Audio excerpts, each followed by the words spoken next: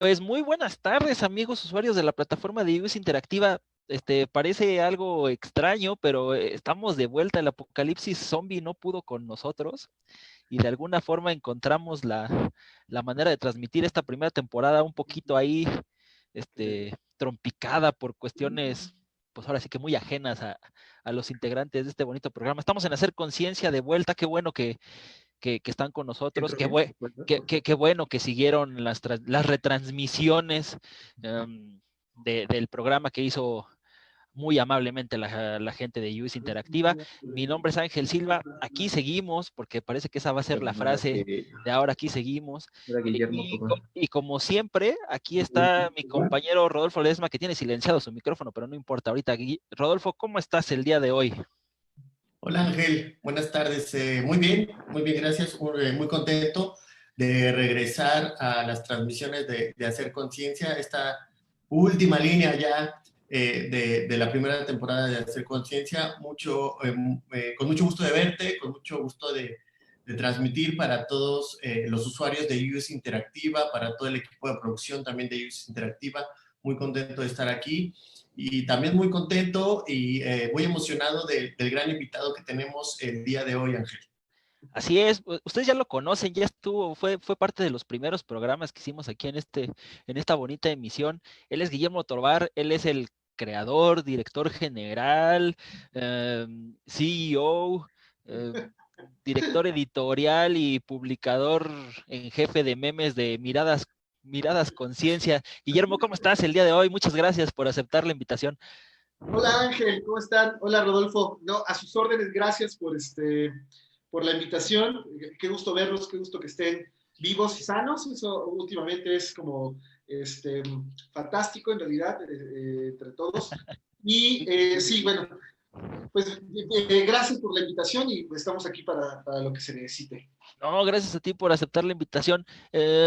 Antes de iniciar, Guillermo, yo quisiera extenderte una felicitación por parte del staff de Hacer Conciencia, porque creo que ha sido de los pocos, si no el único divulgador que le ha dado un seguimiento muy puntual, muy puntual a esta situación del SARS-CoV-2, tanto en estadística como en noticias.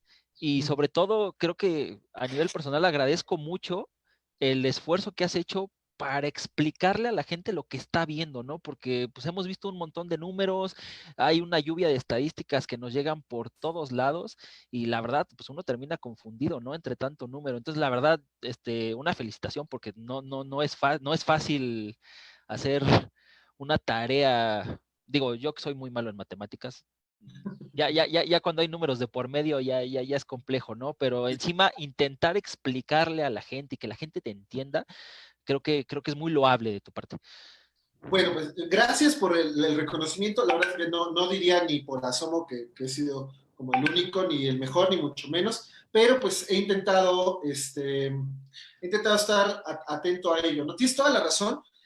La cantidad de información que nos bombardea acerca del tema es brutal, es muchísima, es una avalancha de información. Yo que le dedico 1 o 2 horas diarias al análisis de información, a veces necesito una pausa, justamente porque es demasiado. Hay muchas iniciativas distintas de instancias oficiales y además esfuerzos individuales para explicar y para exponer estadísticas, y eso hace que ya no sepas hacia dónde mirar, ¿no? O sea, las conferencias vespertinas, y la UNAM tiene un sitio, y el gobierno de la ciudad tiene otro sitio, y el gobierno federal tiene otro sitio, y luego John Hopkins tiene otro sitio, y entonces es demasiada información al mismo tiempo que no sabes exactamente cómo digerir, ¿no? Entonces, una labor ha sido, pues, pasarla por el filtro de la divulgación y luego intentar dar, pues, una perspectiva un poco más global. Si me ha salido o no me ha salido, pues esa es otra cosa, pero el esfuerzo se ha hecho. No, pues ahí tienes a los visitantes de tu página, ¿no? Que creo que eso es una muestra de que el trabajo está bien hecho.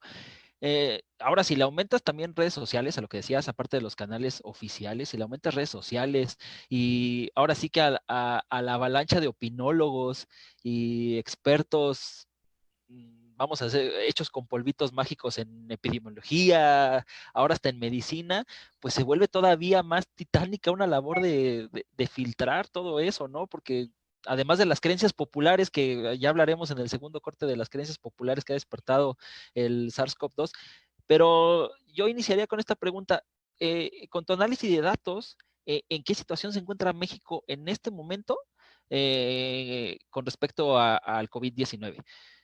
Bien, es una buena pregunta y es como un primer paso para tener una información y una perspectiva general.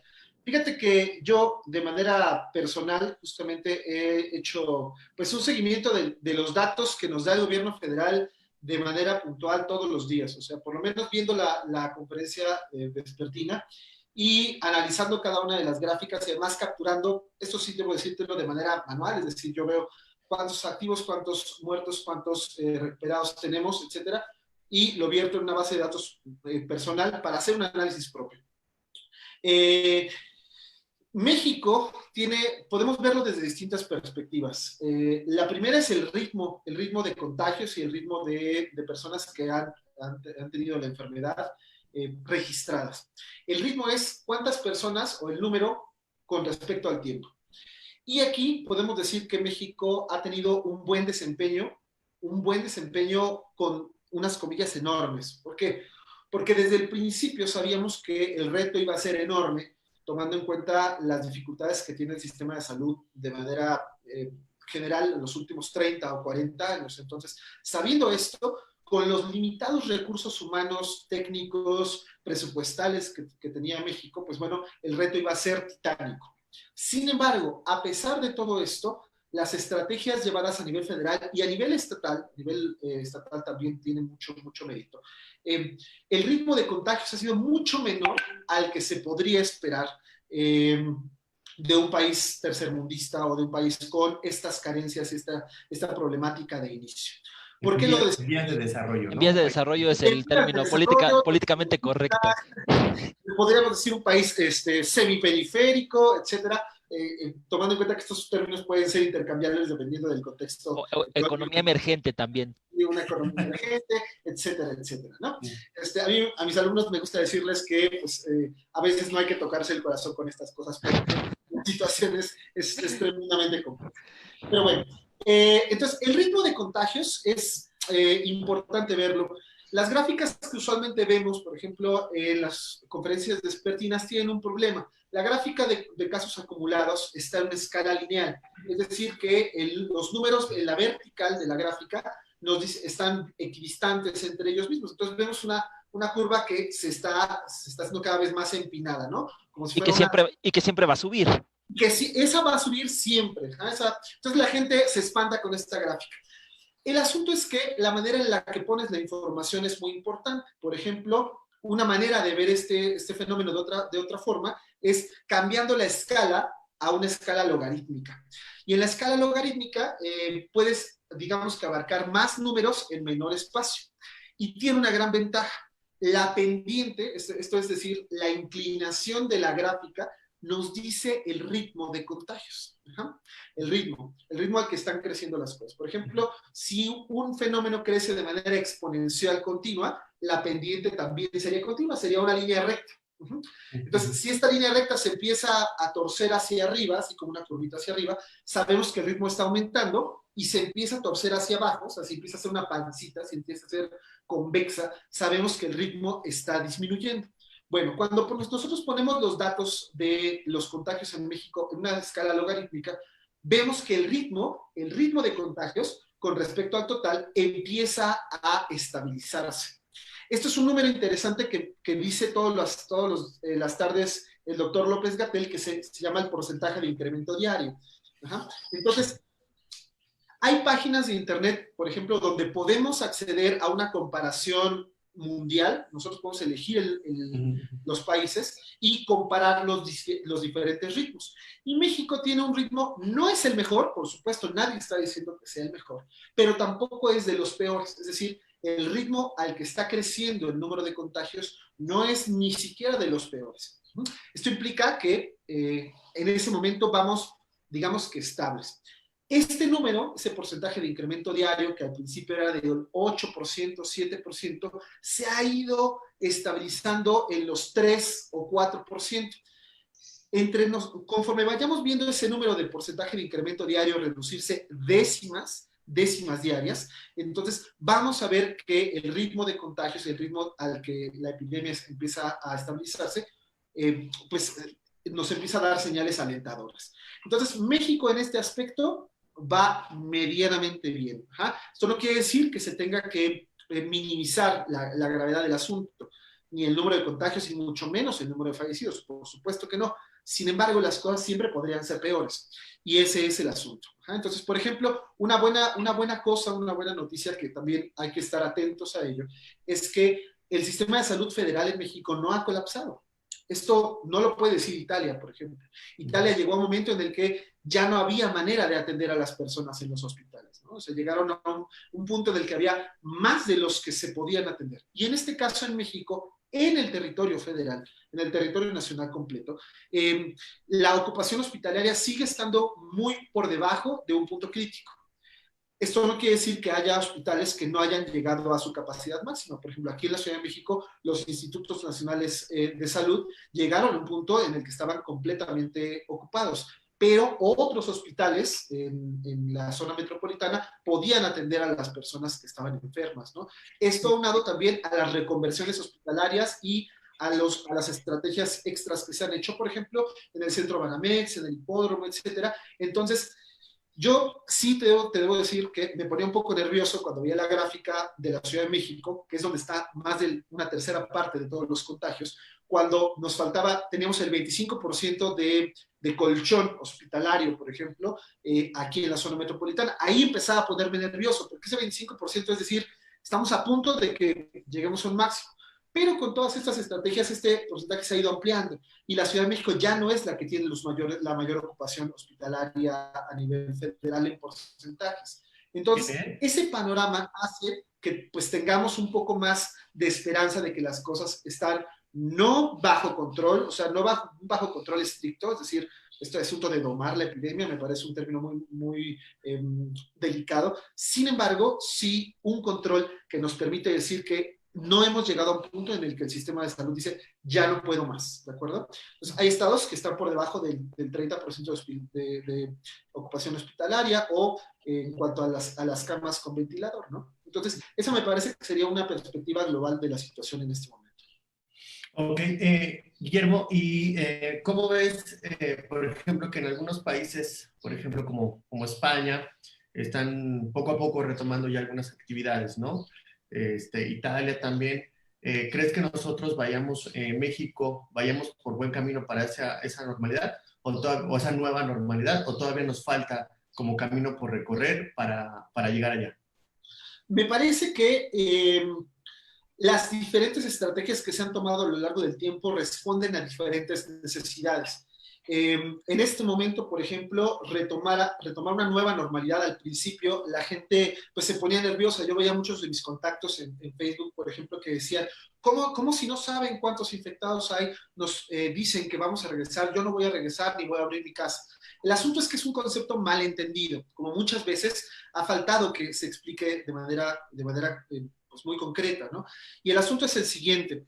Regresamos a una nueva normalidad que va a ser muy paulatina. Ajá, en este momento, por ejemplo, de las 32 entidades federativas, 31 están en semáforo rojo. Entonces, debemos entender que al estar en semáforo rojo, las cosas con respecto a la Jornada Nacional de Sana Distancia prácticamente no cambian. Es decir, seguimos en la misma situación. Solamente que ahora la estrategia se está regionalizando. Y aquí debo sacar el geógrafo que llevo dentro, porque hacer una estrategia nacional es muy complicado, tomando en cuenta que el país son muchos pedacitos diferentes de epidemias distintas. Y entonces los geógrafos sabemos muy bien esto cuando entendemos que los fenómenos regionales necesitan atención regional. Entonces, lo que ahora toca, y esto es una exigencia para la sociedad y para todos nosotros como individuos, es estar muy atentos a la situación de nuestra localidad, de nuestro estado, de nuestra entidad y de nuestra región. Por ejemplo, aquí en la zona metropolitana del Valle de México no es una sola entidad, es la Ciudad de México en una convivencia, pues, íntima con el Estado de México y Morelos, alrededor con los municipios conurbados. no podemos pensarlos como dos entidades separadas porque no hay una frontera que diga de aquí a aquí no pasas, ¿no? Sino que hay una dinámica complejísima. El espacio geográfico no es algo estático, no es un contenedor en el que tú puedas decir, aquí hay tantos enfermos y aquí hay tantos, entonces los puedo tomarse por separados, ¿no? Es un continuo que implica cosas sociales, económicas, médicas, epidemiológicas, todo junto. Entonces, irnos preparando para regresar a esta normalidad, es necesario, es importante, por supuesto, y me parece que requiere muchísima atención de parte de la sociedad y además requiere un esfuerzo importantísimo de los comunicadores de la ciencia y de los comunicadores de estos fenómenos, porque necesitamos explicar de manera local y regional qué es lo que está pasando y hacia dónde vamos, ¿no? Yo ahí te preguntaría, Guillermo, vamos, si hay un esfuerzo grande por parte del gobierno federal y se ha logrado hasta cierto punto mitigar los efectos de esta pandemia, ¿por qué hay tanta controversia en relación con las cifras? ¿Qué ha pasado ahí a nivel, pues, tal vez comunicación o tal vez entendimiento de la sociedad para que haya tanta controversia de cifras? La pregunta es complejísima y adoptarla también va a ser muy complejo. Primero hay que entender de dónde están saliendo las cifras que nos dan todas las tardes. El sistema de salud mexicano está primero atomizado, es decir, tenemos sistemas de salud federales en institutos federales como el IMSS y el ISSSTE, tenemos sistemas estatales, tenemos sistemas, por ejemplo, de salud de alguna institución como petróleos mexicanos, como el ejército, como la marina, etcétera, y todo está atomizado. La Secretaría de Salud concentra, entonces, todos los datos que nosotros tenemos en la base de datos abierta de COVID-19 está alimentada por las autoridades estatales. Es decir, cada número, cada caso que nosotros vemos reflejado en esta base de datos, que todo el mundo puede consultar, viene de que alguien capturó a mano o en la plataforma digital un caso que pasó por laboratorio o que pasó por dictamen y que ahora se da como confirmado. Entonces, esta base de datos no está, primero no está oculta. Es una de las primeras cosas importantes que hay que decir. Si ustedes recuerdan la pandemia de H1N1 hace algunos años, nunca supimos cuántas personas había enfermas, ni dónde estaban, ni mucho menos las cifras eran abiertas. Esto es un paso gigantesco, en realidad, porque todo mundo, cualquier investigador, cualquier civil, cualquier científico, puede entrar a esta base de datos, tomarlos, analizarlos, publicarlos, etcétera. Entonces, esto también implica que se necesita cierta finura para interpretar los datos. Y eso a veces da una pereza terrible, porque necesitas tener las herramientas teóricas, conceptuales, metodológicas para interpretar estos datos y luego para comunicarlos, ¿no? Entonces esto puede generar muchísimas controversias, por ejemplo, en primer lugar. En segundo lugar, que las metodologías de manejo de la pandemia han sido muy diversas y no son comparables de país a país, porque cada uno tiene prioridades y formas de actuar diferentes. Alguien dice, por ejemplo, en cuanto a número de muertos, México ya está en el 19º lugar mundial. ¿Ok? Eso es una interpretación de un dato duro, de un dato directo, pero hay que entender que eso es como si pensáramos que cada país tiene exactamente la misma cantidad de población y el mismo territorio, ¿sabes? Entonces, o sea, decir, ok, Bélgica, a veces a lo mejor ni siquiera sé dónde está Bélgica, pero Bélgica tiene tanto número de muertos.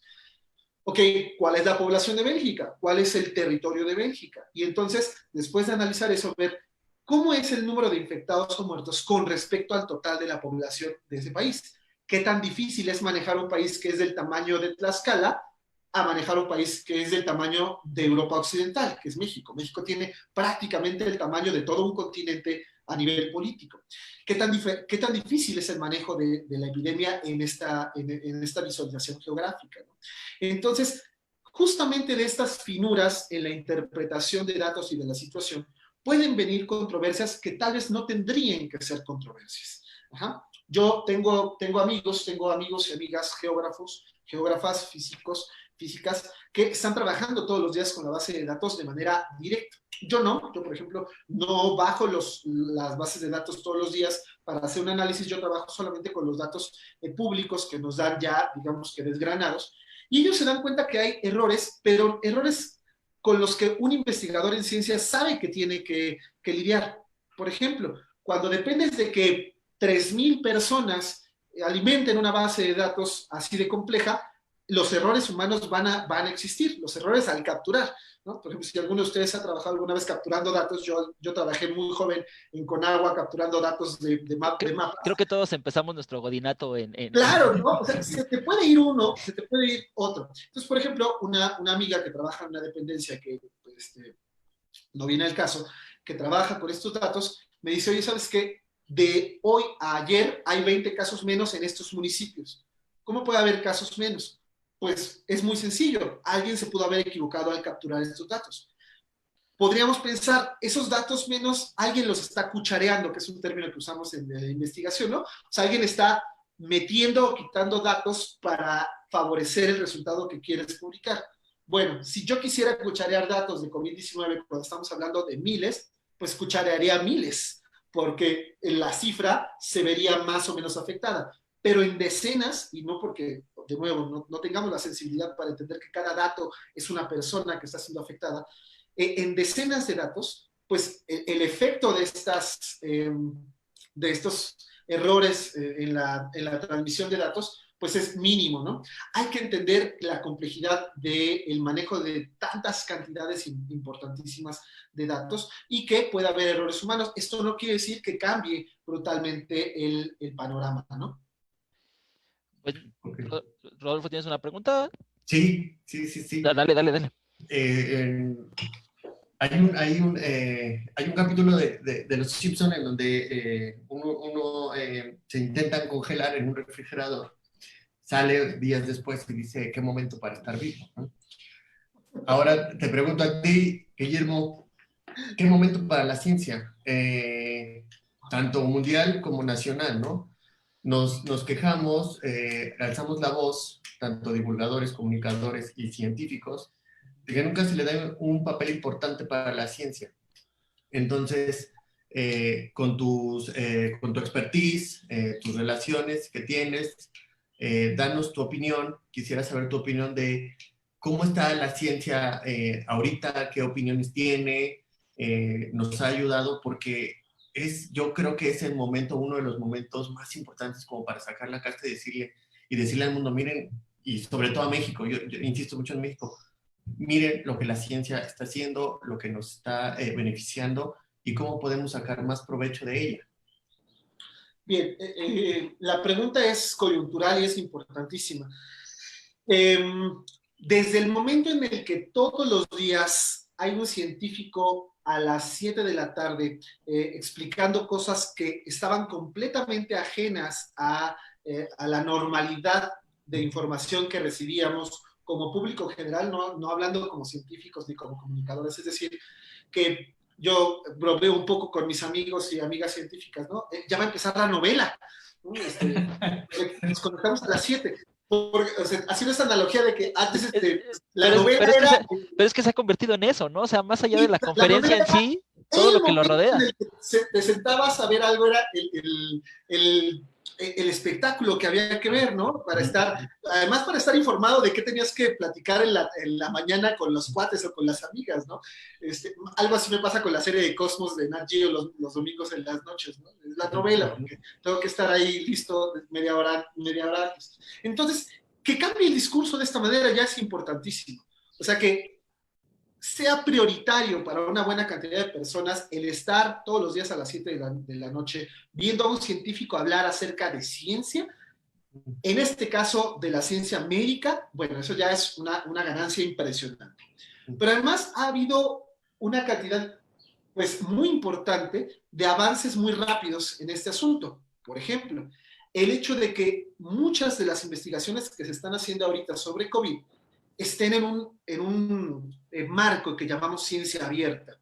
Esto es que el proceso de creación del conocimiento científico de manera cotidiana es Pues muy lento en realidad. Tú generas una investigación, escribes un artículo con muchísimas fuentes, con tu metodología, etcétera, y lo mandas a una revista.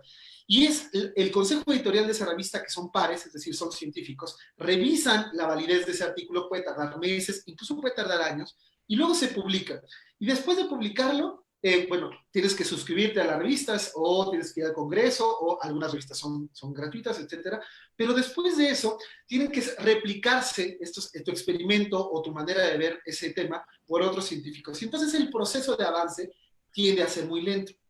En este caso, muchos científicos están publicando sus datos y sus investigaciones sin el filtro de las revistas arbitradas, que tiene un peligro, que no se está revisando por pares de manera tan fina como se haría en un proceso normal, pero la ventaja es que otros científicos pueden tomar estos datos, por ejemplo, investigaciones sobre prototipos de vacunas o investigaciones sobre modelos físicos de elementos para la salud, por ejemplo, modelos 3D para imprimir de válvulas para respiradores, por ejemplo, que alguien la inventa o tiene una idea, lo hace abierto, entonces todo el mundo puede imprimirlo en 3D y puede usarlo, etcétera, etcétera.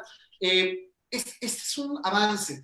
Mucha gente ha propugnado porque la ciencia abierta sea el siguiente paso, aunque me parece que todavía tenemos que evaluarlo de manera muy, muy fría, con la cabeza muy fría, porque en este momento es la rapidez y la premura de una situación que no habíamos vivido en los últimos 100 años. Es decir, es un reto tanto para científicos que están en la investigación biomédica o biotecnológica, como para los divulgadores de la ciencia que estamos metidos en este asunto y en muchos otros más, ¿no?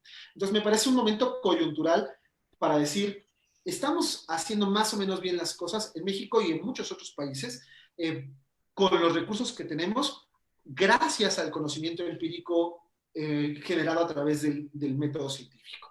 Entonces, es una oportunidad fantástica para explicar que realmente la ciencia es la mejor manera que tenemos para entender el mundo hasta ahora, por lo menos. Y no solo en ciencia, ¿no? Creo que esto cambia paradigmas de cómo nos comunicamos a nivel lingüístico, cómo nos vamos a comportar, ¿no? O sea, vamos a tener que hacer todo un nuevo código de ética sobre cómo saludarnos prácticamente, o sea, el espacio personal, o sea, sí está cambiando, hasta los deportes van a cambiar, ¿no? La música está cambiando, la forma de dar conciertos está cambiando, la forma de repartir la información está cambiando, ¿no? O sea, no solo a nivel científico está transformando el COVID-19 el panorama mundial, ¿no? Definitivamente, aquí en México este cambio va a ser muy importante. Por ejemplo, este asunto de la distancia y del comportamiento social, por ejemplo, hay que entender que este virus, esta enfermedad, no se va a ir, o sea, no se va a ir en el corto plazo, por lo menos, así como no se han ido muchas otras enfermedades de vías respiratorias. Pero, por ejemplo, tengo una colega, amiga geógrafa española, que vino aquí a estudiar durante algunos años. Y decía, es que en México son increíblemente apapachadores, ¿no? Aquí todo el mundo se saluda de beso, de abrazo, no te conocen. Hola, ¿cómo estás? Se acabó. Y la cercanía social es algo inherentemente cultural, ¿no? En México. Entonces, no sé ustedes, yo siento muy feo no poder abrazar o saludar o tener a las personas cercanas, tal vez a las pocas personas cercanas a las que me gusta abrazar, pero saber que no lo voy a poder hacer sin tener la certeza de que pues no estoy haciéndoles daño, ¿no? O ponernos en riesgo. Esto, por supuesto, que va a cambiar de manera fundamental la manera en la que hacemos las cosas y va a poner a prueba nuestra capacidad de resiliencia en muchos niveles. Bueno, nos tenemos que ir a un corte porque ya la producción me está acuchillando con el palito de manera virtual. Está muy bueno esto. Sí. Todavía tenemos 2 bloques, no se preocupen. Guillermo no se va a ir. O al menos la promesa es que se va a quedar en su espacio ahí el tiempo que dio este programa. Recuerden que nos pueden seguir en redes sociales, Twitter, @sectei_cdmx, Facebook estamos como @sectei_cdmx. Guillermo, redes sociales para que te sigan. Sí, en Facebook, Miradas Conciencia, es la página Miradas Conciencia. No solamente soy yo, estamos varias personas publicando. Por ejemplo, mi amiga Belén Carvente, que es física, también está publicando cosas súper interesantes. En Twitter también @miraconciencia. Y en Instagram @miraconciencia también. Entonces ahí nos pueden encontrar en las 3. Ahí está, regresamos en un minuto en Hacer Conciencia. Gracias. Ya tenemos un comentario de Alejandrina Castañeda, que no mientas, que no te gusta el acercamiento social, que tienes gentefobia. Por eso con las pocas personas con las que me lo permito, me va a costar trabajo no abrazarles. Sí, mira, yo también tengo ahí yo soy como gringo, 2 metros, 2 metros, 2 metros, entonces yo me la estoy pasando súper bomba ahorita con este tema de no se me acerquen. Yo estoy más que feliz con el... A mí el aislamiento no me causa tanto problema en realidad. Sí, yo estoy igual, viva el home office. Lo que me causa problema, bueno, por ejemplo, yo vivo esta realidad muy distinta en la docencia, por ejemplo, yo Claro. al dar 36 horas clase a la semana vía Zoom ha sido un reto de otra índole, ¿no? El cansancio mental es importante también. No, y sabes también que cuando no nos saludamos de beso, de abrazo o algo así, al principio hasta lo tomábamos como grosería, ¿no? Como... Sientes que algo falta, ¿no? Exactamente. Sí, no, pero ahorita va a ser un signo de preocupación, ¿ah? No se está acercando porque se preocupa por mí. Exactamente. Sí, es un cambio de paradigma social, es increíble, ciertamente. Bueno, chicos, ya vamos a regresar, porque acuérdense que como no tenemos promos, estamos más cortos de publicidad.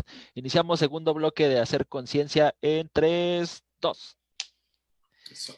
Y ya estamos de vuelta para el segundo bloque de hacer conciencia. Estamos aquí con Guillermo Tobar de Miradas Conciencia, hablando pues, ¿de qué más? Del COVID-19, porque es el tema que nos atañe. Ya en el tercer bloque hablaremos de cosas más superficiales, diríamos, aunque no menos importantes. Guillermo, en tu apreciación, ¿cómo dirías que ha sido el acto? Te lo voy a paquetear y a lo mejor me vas a ver feo porque la respuesta es un poco larga, pero ¿cómo has visto el actuar de la comunidad médico-científica, del gobierno federal y de la prensa mexicana en este tema? ¡Oh! Esa es una bola curva. Son como 18 preguntas, Ángel, en una sola. Por eso le dije, la voy a paquetear. Ok, vamos con calma. La primera es de la comunidad médica, ¿de acuerdo? Ah, sí, sí. Tengo la fortuna de ser muy cercano a personas que están en primera línea de batalla en este asunto del COVID-19. Pero te estoy hablando de primera línea, es decir, jefas de enfermería, cirujanos, jefes de mantenimiento en los hospitales, etc. Y entonces, la primera es que hay un problema en la percepción de este asunto, de esta profesión. Algunos dicen, y dicen de manera muy fría, me parece completamente inadecuada, pues bueno, ellos se lo buscaron, ¿no? Están en esta profesión y saben a lo que se atienen. Y hay muchísima gente que tiene esta perspectiva. Híjole, como hijo de padres médicos, yo te diría que eso es horrible. O sea, que alguien te diga eso, o sea, es horrible. Es horrible, primero. O sea, es una falta de sensibilidad terrible. Además, es una falta de contextualización terrible. Es decir, eso no debería ser el primer pensamiento que nos pasa por la cabeza, tomando en cuenta que todo el mundo hemos usado los servicios de salud y hemos visto las carencias que estos tienen. Entonces, ningún reconocimiento es lo suficientemente amplio y grande para lo que está haciendo el personal de salud en sus trincheras todos los días, ¿no? Médicos que viven con miedo verdadero de hacerle daño a sus familias o regresar a sus casas, de que a lo mejor quisieran hacer más y no pueden, personas que están pensando en decir, ¿sabes qué? A lo mejor esto no es lo mío, quiero dejar de hacerlo porque primero está mi integridad física y luego está la de los demás, y esto es una regla, uno que ha aprendido, por ejemplo, los que han aprendido un poco de primeros auxilios o de rescatismo, etcétera, o de cualquier área médica, saben que la regla es la regla del yo-yo, ¿no? Primero yo, después yo y al último yo. Porque si yo no tengo salud, si yo no estoy íntegro física, emocional, mentalmente, no puedo ayudar a los demás. Entonces, primero tengo que ver por mi integridad antes que ver la de los demás. Cuando estás en un rescate, por ejemplo, no puedes meterte a un lugar hasta que no sepas que es seguro, porque entonces puedes causar que ahora haya 2 personas en problemas en lugar de una, ¿no? Y hemos visto que no solo en México, sino en todos los demás países del mundo, los que han sufrido más el número de contagios han sido el personal médico. tomando en cuenta cuántas vidas han salvado, parece poco. Entonces, cualquier reconocimiento que nosotros les hagamos se queda corto porque es necesario. Entonces, esa es como la primera. Del personal médico, me parece que no podríamos hablar ninguna cosa mala, a pesar de que haya casos particulares en los que pueda ser muy criticable porque somos humanos, porque todo el mundo puede cometer un error, etcétera. Me parece que la generalidad es aplastante con respecto a cualquier caso que nos dejara las cosas pues como en el tono gris, ¿no? La segunda era... La comunidad científica. Bien, la comunidad científica, me parece que también todo el mundo está haciendo un trabajo impresionante, ¿no? Es decir, todas las dependencias que tienen algo que ver con el manejo espacial o el manejo social de cualquier elemento, están haciendo trabajo que está en el contexto de COVID y que es importantísimo, ¿no? Se están turnando esfuerzos, personas que podríamos pensar en primera instancia, o si somos muy ajenos al quehacer científico, no les tocaría, por ejemplo, matemáticos, físicos, trabajando las cifras y los datos, haciendo modelaciones, pues es porque tienen habilidades que son extrapolables a otros fenómenos, ¿no?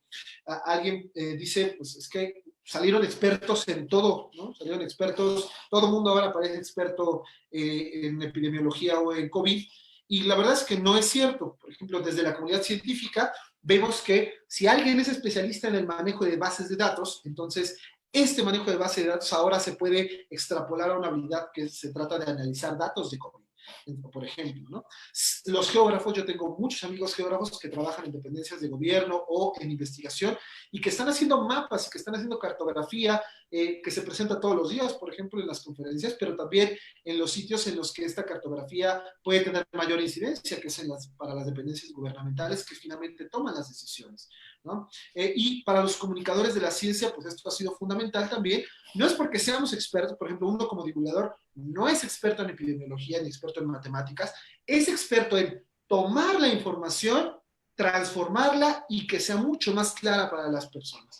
En eso sí somos expertos los comunicadores de la ciencia. Y entonces, poner estos esfuerzos al servicio de las personas de manera profesional o de manera desinteresada o de manera altruista, pues tiene todo el mérito del mundo, ¿no? Tomando en cuenta que también hay otro espectro, que son las pseudociencias, ¿no? Las pseudociencias de las que hemos hablado en otra ocasión y que también en este caso salen a colación, de personas que de manera, pues, maliciosa o de plano ignorante han hecho cosas que en aras de la ciencia, o más bien colgándose de la etiqueta científico, pues terminan haciendo cosas muy peligrosas, ¿no?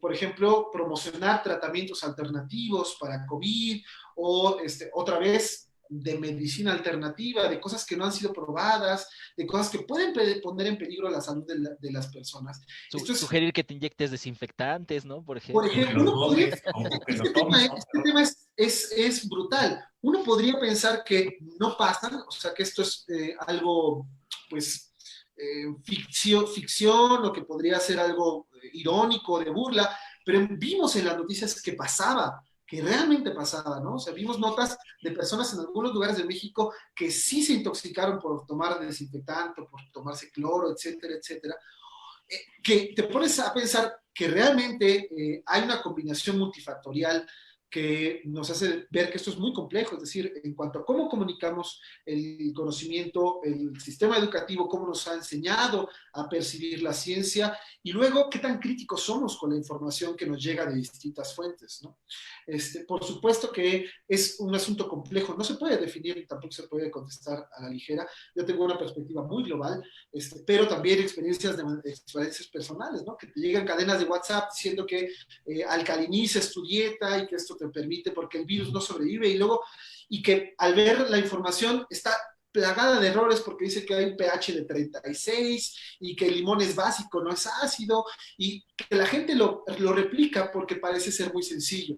El problema es que la información muchas veces es compleja y entonces requiere un proceso mucho más lento, mucho más pensado de análisis de la información. Y sobre todo también un poco a instituciones, ¿no? El meme que veíamos o la noticia del líquido de rodilla, por ejemplo, ¿no? Que te lo estaban quitando, uno lo agarra de broma y lo empieza a compartir, a compartir, a compartir. Pero de verdad, luego una mentira repetida 1000 veces ya hace dudar a muchas personas y ya no solo es la materia, sino ahora ya también la institución de no vayas al IMSS porque te pueden sacar el líquido de rodilla que van a usar para ABC.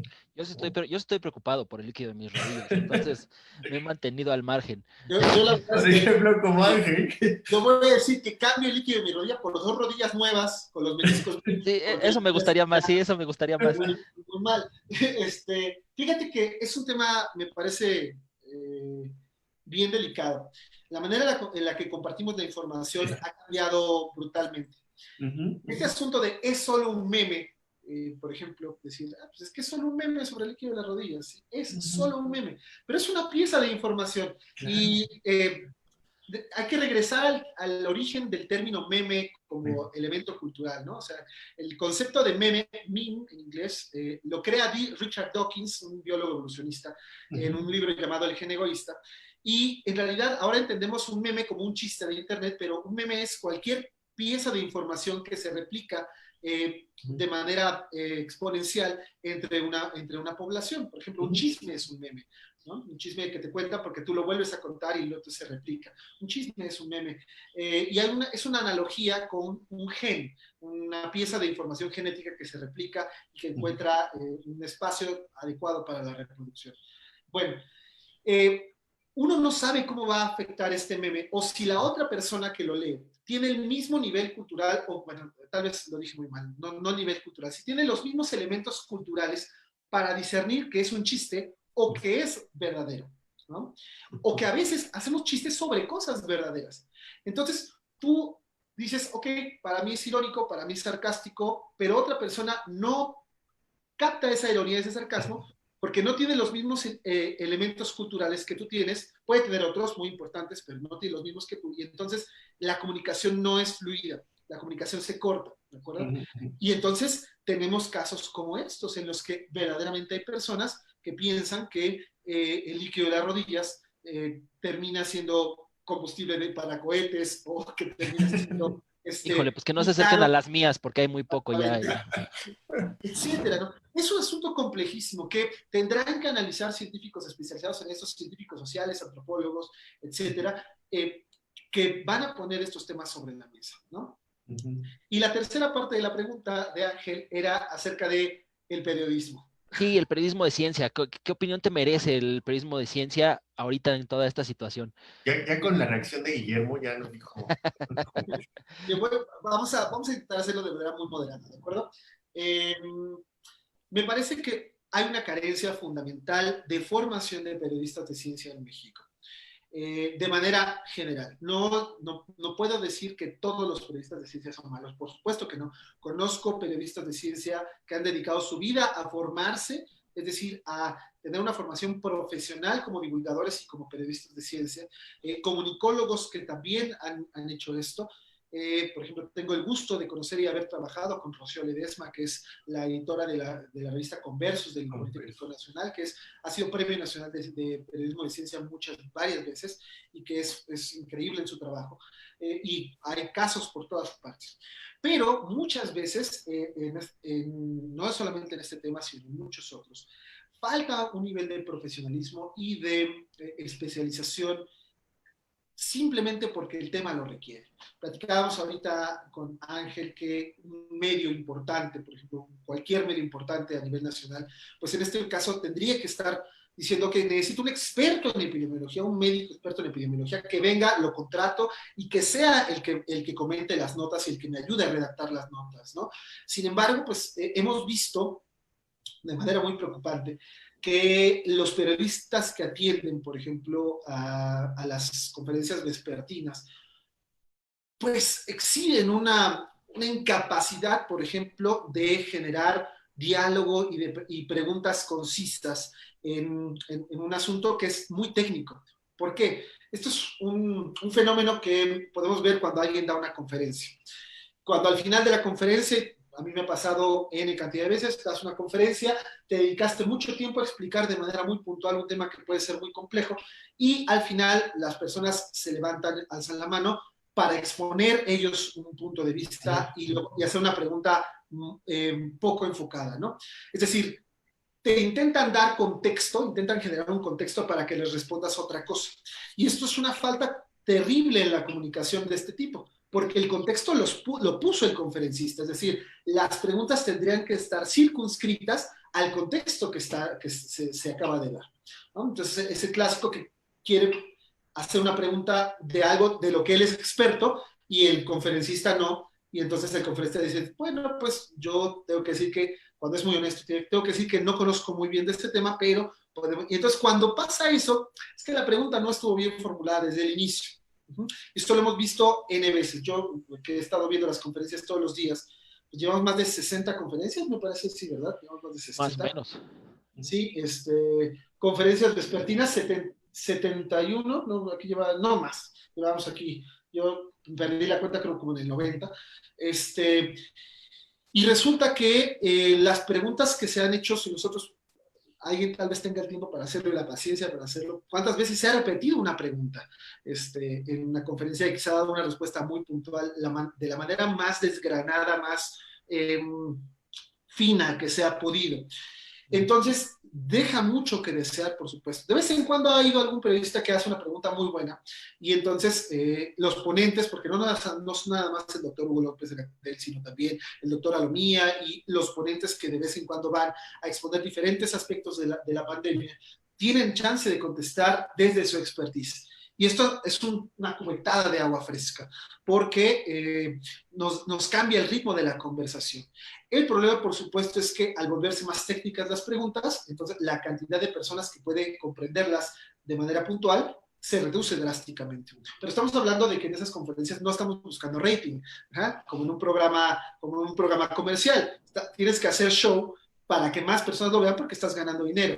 Y en este caso no, en este caso el gobierno no gana dinero con más likes o más vistas en YouTube o en Facebook, sino que está ahí para que nosotros podamos digerir la información. Entonces, aquí hay un asunto de los canales de comunicación entre las personas y cómo estos son complejísimos, ¿no? En ese sentido, ¿no crees que ante tanta saturación, porque finalmente las conferencias son números, ¿no?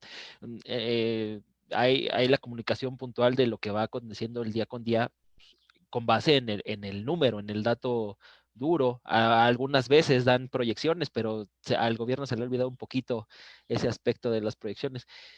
También, ¿no sientes que varios medios de comunicación se han ido más al espectáculo? Tú mencionabas que se ha vuelto como la telenovela, ¿no? A las 7, vamos a sentarnos todos y que muchos medios se han tomado eso como muy en serio y se han desviado de la conversación para enfocarse más en la vida de López-Gatell, en este tema de el gobierno nos está mintiendo y son otras las cifras. ¿No sientes que ya se volvió un reality show en gran medida la conferencia de las 7?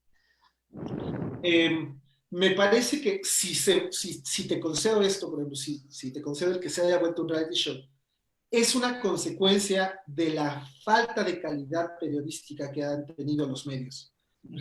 O sea, no es la idea, no era la idea.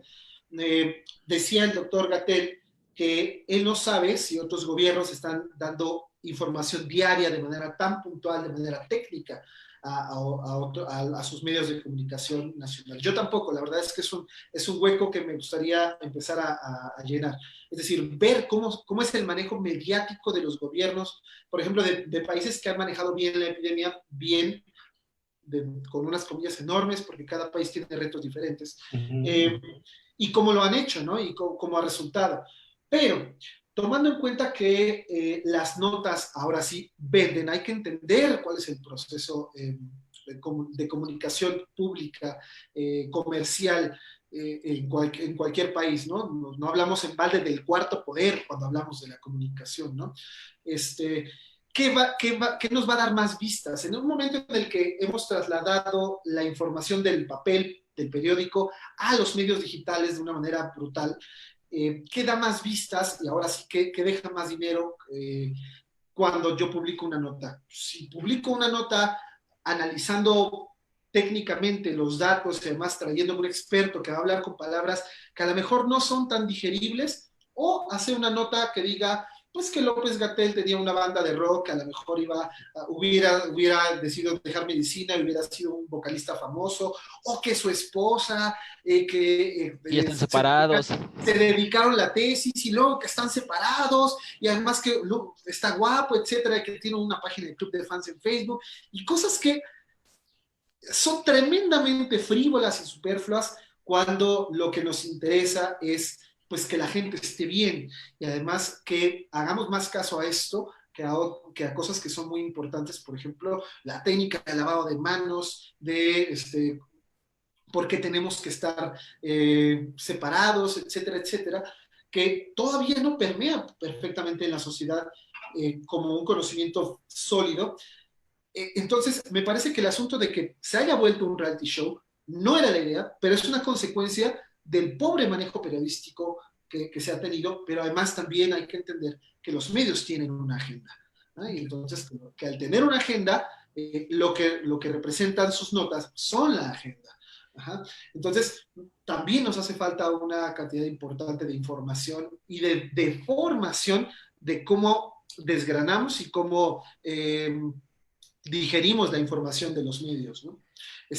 Por supuesto que es complejísimo. Y creo que aquí hay un elemento extra, no sé si estén de acuerdo conmigo, por ejemplo, en el desastre que fue la H1N1, pues por lo menos teníamos otras cosas para distraernos, ¿no? Aquí sí se paralizó todo. Entonces el centro de atención, pues netamente va sobre la conferencia de prensa de las 7, sobre la información que vierten, porque no hay otra cosa, no hay fútbol, no hay cines, no hay, o sea, uno prende la tele y diría, bueno, pues no hay fútbol mexicano, pero tengo NFL, tampoco hay eso, ¿no? O sea, todo se paralizó por completo. Entonces también ahí creo que hay una sobreexposición causada por la misma circunstancia, ¿no? Lo dices de manera muy, muy bien, lo expresas muy bien, pero además hay que entender ahora el escenario tan diferente y además tan rico para analizar desde este punto de vista, si me permites. El punto de la discusión y de la mayor cantidad de información en este momento es el asunto más importante que nos atañe, que es la salud y la vida de las personas. Cuando estamos en otro contexto, en un contexto diferente a esta pandemia, igual mueren personas todos los días. Todos los días mueren personas de enfermedades que son prevenibles, o sea, derivadas de enfermedades crónicas, degenerativas, de diabetes, de hipertensión, de elementos que derivan de adicciones, etcétera. Todos los días sufren personas y mueren personas por cosas que no están en el tema de la conversación. Y estamos distraídos con el fútbol, y estamos distraídos con las novelas, y estamos distraídos con los chismes, y estamos distraídos con todas estas cosas. Entonces, poniéndolo en una balanza, ¿qué tan criticable es que estemos todos hablando acerca de un tema que es el que nos mantiene vivos cuando en un entorno general no hablamos, por ejemplo, de la obesidad como algo importante, y no hablamos del tabaquismo como algo importante, y no hablamos del alcoholismo como algo importante, y de la diabetes como algo importante, siendo que todas estas cosas que nos están matando son perfectamente prevenibles al cambiar hábitos o al cambiar un estilo de vida. No hablamos de esto, es un tema tabú en la sociedad mexicana, por ejemplo, criticar a alguien que fuma.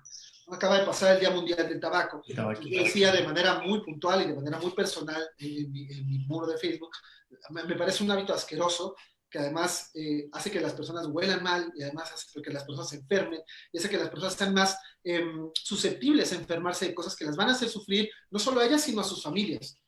Pero al decirlo así, muchas personas pueden sentirse ofendidas y pues herir las susceptibilidades, por supuesto, porque es un tema tabú, porque no lo solemos traer a la mesa de conversación.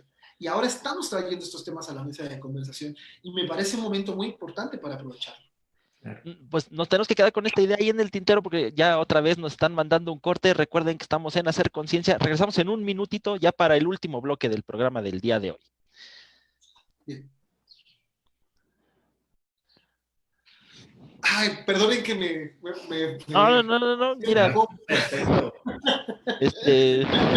si no tuviera la producción encima, yo te dejaba. pero ya sabes cómo es esto del medio, precisamente, que tenemos tiempos. Pero pues ahora sí que aquí vamos a estar todavía un rato más, al parecer. No veo yo no veo que acabe pronto. O sea, No, hay que entender, eso es una idea bien difícil de digerir, pero hay que entender que esto no va a parar pronto. Hay que entender que esto está exigiendo de nosotros una actitud y una manera de comprender las cosas muy diferente, mucho más profunda, y que no va a parar. O sea, la gente dice, cuando decimos y bromeamos, ¿no? Cuando todo esto acabe, no va a acabar, ¿no? O sea, esta enfermedad, este patógeno va a estar con nosotros mucho tiempo, así como muchos otros patógenos han estado y no los hemos logrado erradicar, los hemos controlado, ¿no? Por ejemplo, el sarampión, por ejemplo, que está regresando, ¿no? estaba regresando, ¿no? El ébola, ¿no? También en África, creo. Hablamos de enfermedades que han sido erradicadas, pero de vez en cuando hay un brote, ¿no? El problema es que esas enfermedades tienen mecanismos de transmisión muy limitados que al final sabemos y que podemos acotar. En este caso, el patógeno es terriblemente agresivo y terriblemente pues mañoso para entrar en el sistema. Entonces, por eso requiere más atención de nuestra parte. Así es, a ver, déjenme ver si ya vamos a regresar. 30 segundos, tomen agua, relájense, contesten ese mensaje que no habían podido contestar.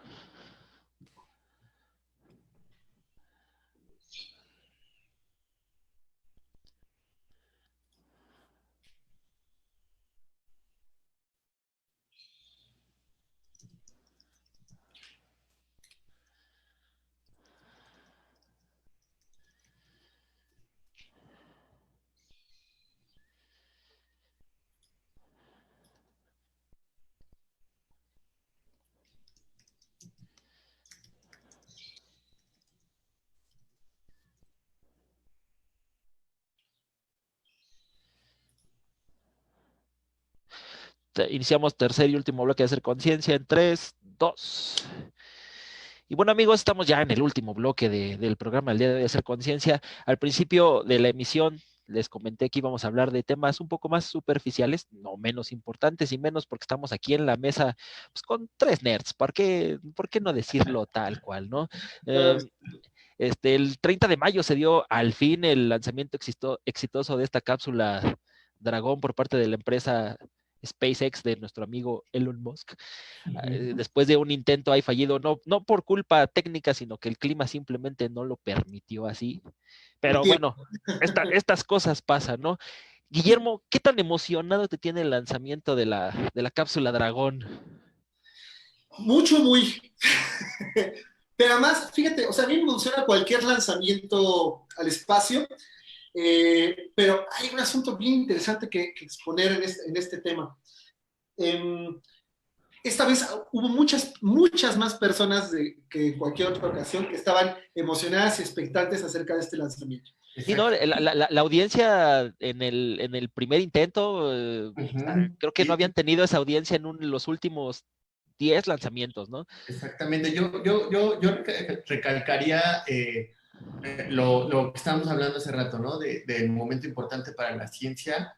Gracias también a las redes sociales, a los medios de comunicación, que así como distorsionan información, en este caso fueron importantes para darle aire, para darle divulgación, para darle comunicación a un evento importante de ciencia, ¿no? Que es como lo fue el lanzamiento de la cápsula, ¿no?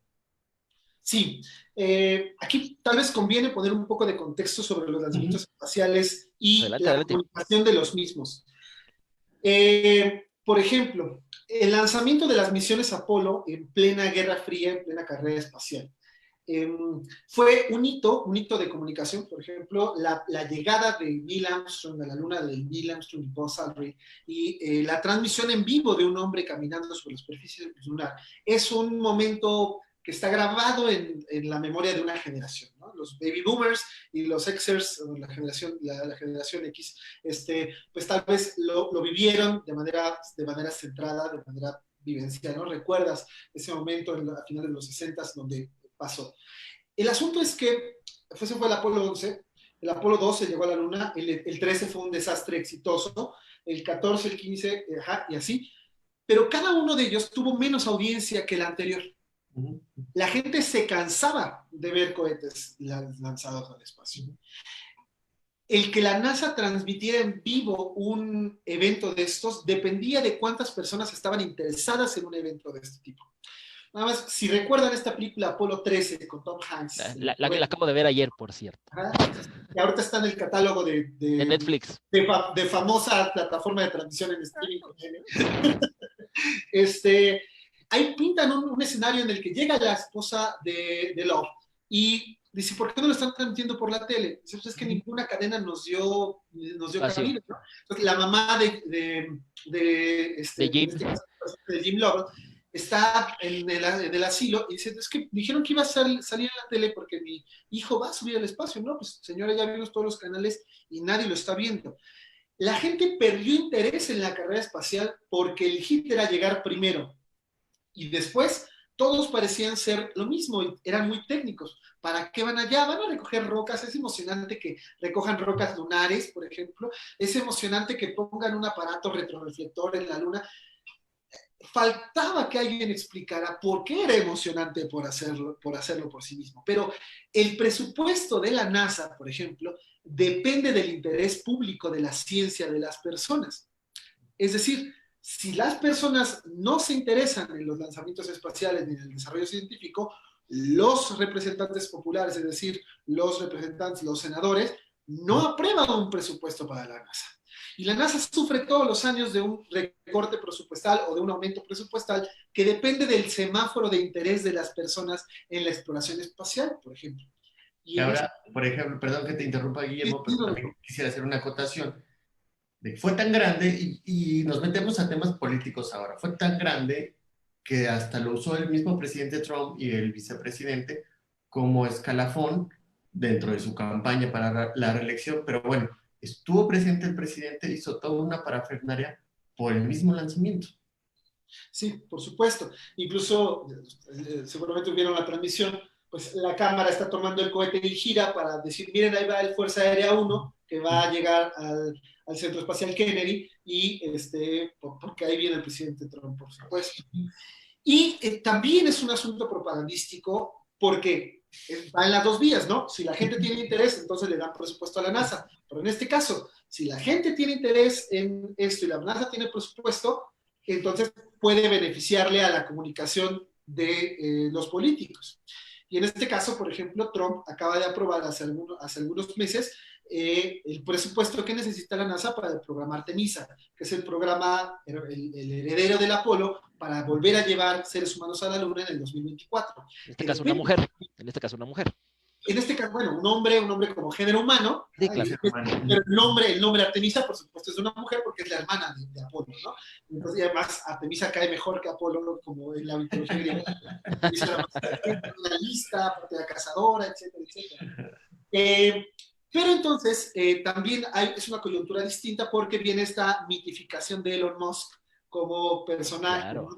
Personaje nerd, además empresario, millonario, que tiene suficiente dinero como para decir, voy a invertir en mi capital de riesgo en una empresa que quién sabe si tenga éxito, es decir, en algo que nunca nadie había hecho. Pensar que puedo hacer una nave yo mismo sin necesidad del gobierno para ir a Marte, por ejemplo. Que tengo la capacidad de subir un carro en un cohete y lanzarlo al espacio simplemente porque tengo el dinero y la capacidad de hacerlo. Claro. Entonces viene esta mitificación de Elon Musk que también es como para analizar de otra forma. Que además hay, perdón por la interrupción, lo hace tan bien que estaba leyendo así como trivia del lanzamiento.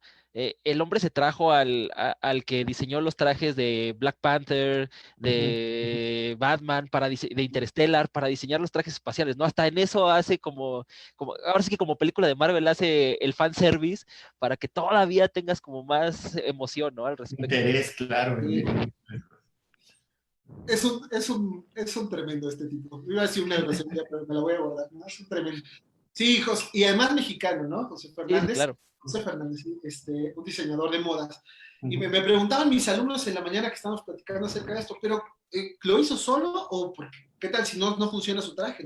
No. Es que te das cuenta que la manera en la que presentas las cosas también tiene que ver con la ciencia y con cómo comunicamos esto, ¿no? Es decir, No es lo mismo pararte a dar una conferencia con una presentación de PowerPoint llena de texto, que sea correcto el texto, que además que sea técnicamente adecuado, a reinterpretar esa información de tal manera que todo el mundo la pueda entender y además que sea disfrutable, ¿no? Entonces, en este caso, cada elemento del lanzamiento fue disfrutable. El hecho de que los trajes se vieran como una película de ciencia ficción moderna, es decir, la ciencia ficción tiene un problema, a veces no envejece bien, ¿no? Llamamos la ciencia ficción blanda, no envejece bien. Si vemos una película que retrataba el futuro 30 años después de su época y ya la rebasamos y la realidad no es como la pintaban, empieza a envejecer mal, ¿no? Es volver al futuro. Ya estamos más adelante del futuro de Back to the Future y no hemos visto ni coches voladores, ni máquinas de tiempo, ni las patinetas. En cambio, si te vas 100 años después y ves que los trajes son muy bonitos, son estéticos, no están inflados, no tienen tubos que le salen por todas partes, sino que tienen un solo... Eso parecería ciencia ficción hace 5 o 10 años. Y ahora alguien lo logró. Ajá, y alguien se tomó el tiempo de decir, no solamente es funcional, sino que tiene que captar la atención y la imaginación del público. Y captar la imaginación del público es justamente lo que hace que en los 70s todos los niños quisieran ser astronautas. Todos los niños quisieran hacerse un casco de papel maché de astronauta y tuvieran modelos de juguetes, de un transbordador o de una nave. Pues ya estalló el Challenger otra vez.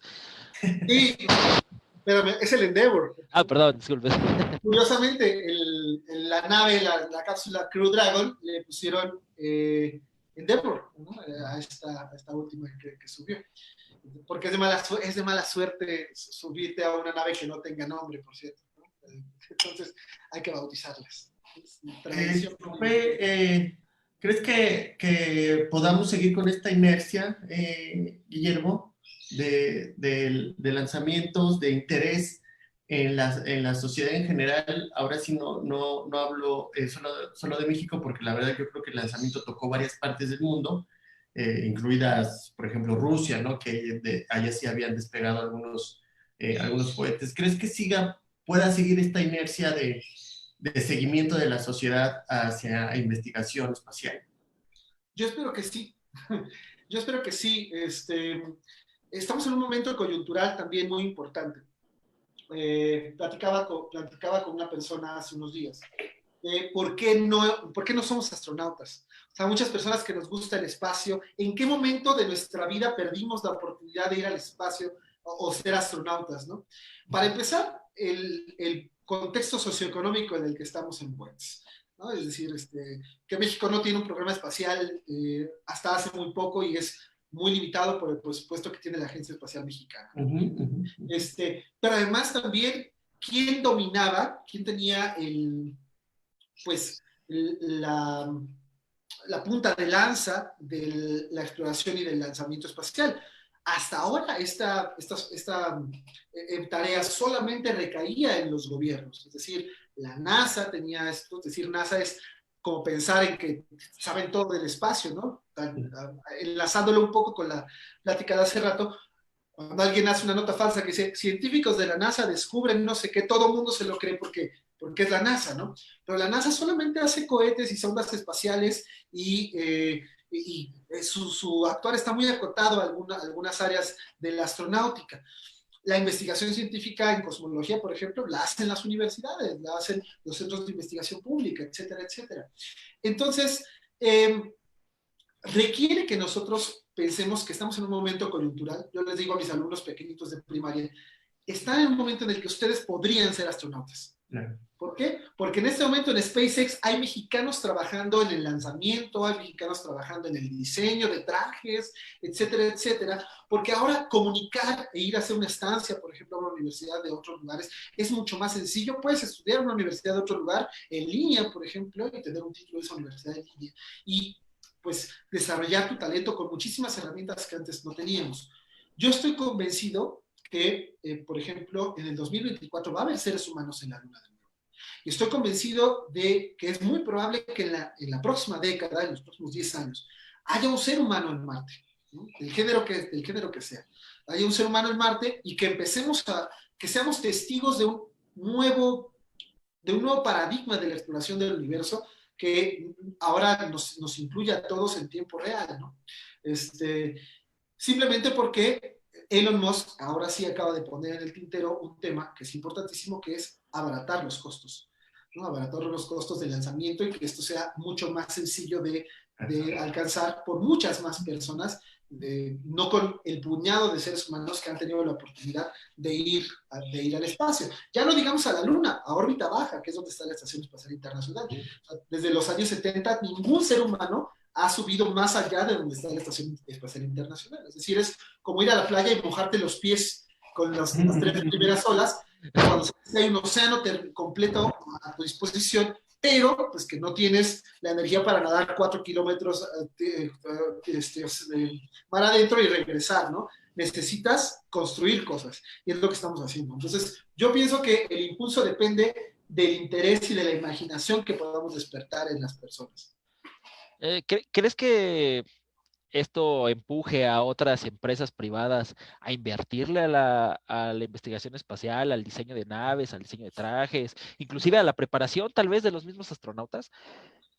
Sí, en cuanto que sea redituable. Tristemente, en este sistema de producción económico, dependemos de la inversión, ¿no? O sea, dependemos de la inversión y de la ganancia. Es decir, en el sistema de producción capitalista se trata acerca de hacer las cosas que te reditúen mayor cantidad de recursos con la menor cantidad de inversión. Entonces, por ejemplo, SpaceX no es la única que está trabajando en esto. También está Boeing. Boeing, con un subcontrato con la NASA, está haciendo otra cápsula que se llama Starliner, que no es tan bonita como la SpaceX, es decir, se parece más a las antiguas, que son solamente conos con un cilindro pegado. Esta de SpaceX es bonita, ¿no? Está muy estilizada, tiene colores, se plantea para que sea funcional y además sea futurista, o más bien ahora... El tablero de control es una cosa preciosa. Además, tomar en cuenta que ahora esa cápsula se maneja casi de manera automática, o sea que los astronautas casi no tienen que hacer nada. En caso de una emergencia tienen que tomar el control, pero usualmente no tendrían que hacerlo. Y eso es una gran ventaja porque tienes menos piezas que puedan fallar. Pero hay que ver que Elon Musk está ganando dinero todavía con esto. Es decir, la NASA le está pagando, es un subcontrato, para llevar personas a la estación, al espacio. Porque el gobierno no está invirtiendo en ello, es decir, no está gastando. Alguien más está gastando dinero que es de riesgo, porque qué tal si no funciona. Es decir, hay un riesgo terrible. Si una cápsula de una empresa privada llega a tener un problema y mueren personas, que ojalá que no pase, pero esto ha pasado en el pasado, las acciones de esa empresa se derrumbarían porque la confianza de los inversores terminaría como en tela de juicio. Ese es un problema, ¿no? Que la investigación y la exploración dependa del mercado. Esto es terrible, pero hasta que no tengamos un sistema económico diferente, pues esto vamos a tener que aceptarlo como algo real, ¿no? Y hay otras empresas como la Virgin Galactic que está pensando en llevar personas de manera, pues como turismo al espacio, etcétera. Me parece que en esta década veremos otros desarrollos. Por ejemplo, ir a Marte no es una tarea sencilla, va a requerir más recursos y además pensar otras cosas que están en el tintero, la legislación espacial, la exploración, por ejemplo, pensar en que si vamos a otro lado vamos a empezar a extraer recursos de ese lugar simplemente para poder hacerlo. Esto se llama minería, es decir, tomar los recursos que están en el suelo para hacerlo, ya sea esto agua. Esto implica explotar recursos de otros cuerpos del sistema solar. ¿Bajo qué leyes, bajo qué legislación se tiene que hacer esto y cómo se va a regular, ¿no? Si no podemos regular la que hay aquí en el planeta Tierra, ahora ¿cómo vamos a regular la que hay en el espacio? Y además, ¿qué tipo de economía va a regir este asunto? Porque si empieza a haber colonos en otro lugar, ¿quién va a regir y cómo se va a ganar dinero? ¿Cómo va a haber transacciones interplanetarias, por ejemplo? Si alguien lleva recursos de un lado a otro y gana un poco de dinero. Son preguntas abiertas. Es decir, esto da para escribir, da para imaginar, da para dialogar y debatir muchísimo, pero me parece que esta década es una suerte que estemos vivos en esta época, porque vamos a ver una nueva carrera espacial con unas reglas completamente distintas a las que hubo en la Guerra Fría. ¿Qué tiene el espacio que es tan atractivo, Guillermo? ¿Por qué en determinados, yo creo que todos, o sea, cuando fuimos niños, en algún momento miramos al cielo de noche, vimos las estrellas y y de manera muy orgánica dijimos, yo quiero subir, yo quiero ir al espacio, ¿no? O sea, creo que todos en algún momento dijimos, queremos ser astronautas, ¿no? Creo que es de esas profesiones que son 100% atractivas y que todos en algún momento dijimos, ¿qué tiene el espacio que nos resulta tan atractivo? Fíjate que es una muy buena pregunta, pero es bien difícil de responder. Este, tengo alumnos muy pequeños todos los días. Y cuando les planteo estas cosas, sí hay como dos categorías, ¿no? Dicotómicas. Unos que dicen, wow, yo quisiera subirme a un cohete espacial y subir al espacio. Y otros que dicen, no, porque qué tal si esta cosa explota y me mato, yo me quedo acá. De verdad hay una diferencia, no es una cuestión de género ni de nada, no, es una cuestión simplemente de la manera en la que vemos el mundo. Decimos que hay muchos niños que quisieran ser astrónomos y otros que quisieran ser astronautas, ¿no? Los astrónomos no van al espacio, los astrónomos se quedan analizando datos y viendo por el telescopio, y los astronautas ponen su vida verdaderamente en riesgo. Me parece que no hay una respuesta fácil de dar, pero creo que tiene que ver con un instinto innato de exploración en el ser humano. Desconocido. Si nosotros como especie no tuviéramos un asunto instintivo de explorar, no habríamos llegado donde estamos. Esto nos causa una diferencia fundamental con otras especies. Por ejemplo, las aves. Las aves tienen la capacidad de volar. Pueden ir a donde quieran. Pueden abrir sus alas y hacer trayectos impresionantemente largos. Bueno, me estoy refiriendo a algunas aves, ¿no? Algunas aves migratorias. De una punta del continente a otra punta del continente. Con la libertad que quieran de estar a diferentes alturas, de ver distintos lugares. Pero esas aves, usualmente, durante toda su vida, nunca van a otro lado que esté fuera de su ruta migratoria. Es decir, van de un lado a otro porque hay disponibilidad de comida aquí y hay disponibilidad de comida acá, o hay una temperatura adecuada en distintos lugares.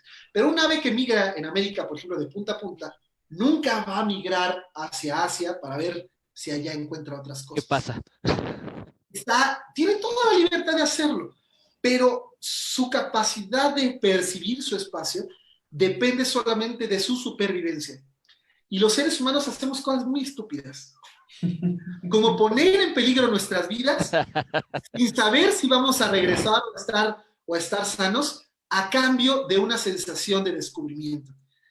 Es decir, ¿qué necesidad tenemos de subirnos a un cohete que es básicamente un tanque gigantesco de combustible que podría explotar en cualquier momento, si podría estar en mi casa muy tranquilo leyendo el periódico y viendo fake news todo el tiempo, ¿no? ¿Qué necesidad tengo?